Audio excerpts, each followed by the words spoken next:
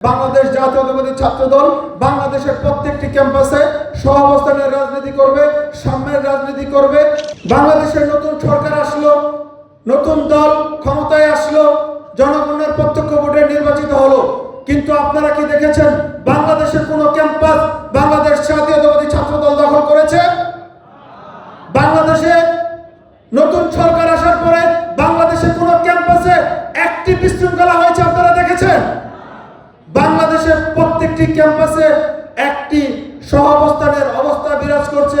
বাংলাদেশ জাতীয়তাবাদী ছাত্রদল যদি চাইতো বাংলাদেশের প্রত্যেকটা ক্যাম্পাসে হলগুলো দখল করত, বাংলাদেশের প্রত্যেকটা ক্যাম্পাসে গেস্ট রুম কালচার চালু করার যে প্রয়াস সেটা করত, কিন্তু বাংলাদেশ জাতীয়তাবাদী ছাত্রদল বাংলাদেশের সকল ক্যাম্পাসগুলোকে উন্মুক্ত করে দিয়েছে।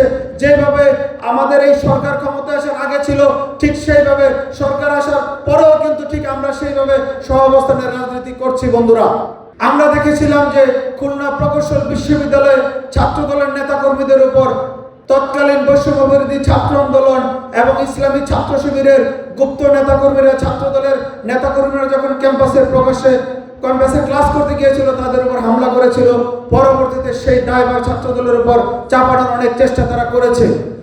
আমরা দেখেছিলাম খুলনা প্রকৌশল বিশ্ববিদ্যালয়ের যে ভাইস চ্যান্সেলর ছিল, সেই ভাইস চ্যান্সেলরকে টেনে হিসড়ে মেরে ঘাড়ে থুতু দিয়ে ক্যাম্পাস থেকে সেই ছাত্র শিবির এবং বৈষম্য বিরোধী ছাত্র আন্দোলনের তারা ক্যাম্পাস থেকে ভাইস চ্যান্সেলরকে বের করে দিয়েছিল।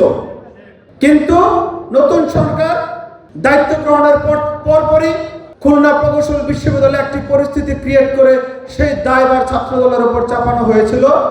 খুলনা প্রকৌশল বিশ্ববিদ্যালয়ে ভাইস চ্যান্সেলরকে কে বা কারা কি বলেছে সেই দায়ভার ছাত্রদলের উপর চাপানোর চেষ্টা করা হয়েছিল, কিন্তু পক্ষান্তরে খুলনা প্রকৌশল বিশ্ববিদ্যালয়ে বাংলাদেশ জাতীয়তাবাদী ছাত্রদলের কোনো ইউনিট কিন্তু নেই।